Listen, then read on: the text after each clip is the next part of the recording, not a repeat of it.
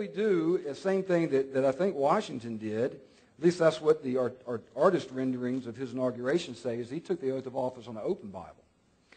And I'd love to know what passage he had it open to. I don't know if anybody's recorded that, but we like to take our oath on the Bible open to Romans chapter 13, because that's the section of Scripture that deals with governing authorities. And I want to start there this morning. And it's interesting because my Bible back at the office, man, that page is so yellowed from the sweaty palm prints that had been put on that Bible over the years. I mean, there's a lot of stress involved with taking an oath of office. And I want our deputies to take it seriously. It's a very solemn occasion. I make a big deal out of it, and they get so nervous. I've had one of them faint. We had to stop the oath ceremony. We had to fan him for a few minutes before we get started again. I did this on Friday, and a young lady, she broke down in tears. I mean, I'm up there giving my little speech, and she's crying. We had to get her tissues. And, you know, I think that's a good thing, because it means they're taking this very, very seriously. And I read this passage to them, Romans chapter 13. Let every soul be subject unto the higher powers. Now, that word higher powers here, the context is governing authorities. We're not talking, Paul's not talking higher authority in the sense of the spiritual authorities here like he does in Ephesians, but governing authorities, for there is no power but of God, and the powers that be are ordained of God. Whosoever therefore resisteth the power resisteth the ordinance of God, and they that resist shall receive to themselves damnation. For rulers are not a terror to good works, but to the evil. Wilt thou then not be afraid of the power? Do that which is good, and thou shalt have praise of the same, for he, this is important, is the minister of God to thee for good. But if thou do that which is evil, be afraid, for he beareth not the sword in vain. For he is the minister of God, a revenger, to execute wrath upon him that doeth evil. Two important points here.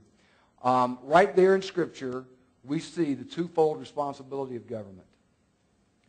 Punish the evildoer and commend those that do good. And I emphasize this to our deputies because sometimes I think we focus so much on the justice side, we forget. Not only are we there as government leaders, and there's many of them in the room, and some soon-to-be government leaders in the room, is not only must we be those that discourage evil, we must also be those that encourage the good. And I think we forget that. So I want to take a minute. I'm out of my jurisdiction, but I want to take a minute and commend y'all for doing something good.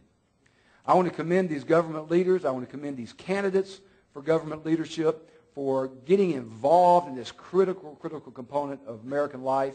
And I want to commend the rest of you for being here, bringing your families here. There's a lot of places you could be on a Sunday morning, and a lot of other people in America are not where they ought to be in a pew of a church. And I want to commend you and your pastor and the leadership of this church for doing it. There's something special going on here, Chuck. And I don't know if you really firmly appreciate that or not, but I got that sense the minute I walked in. There's something very special. God's doing a powerful work here. So I commend you for being a part of that, allowing God to use you in that respect. So that's one thing. Second thing, 2 times in that short passage, it refers to us in government leadership, it refers to us as ministers of God. Now, you don't think about a government leader as a minister. When you think about a minister of God, you think about a pastor of a church, typically.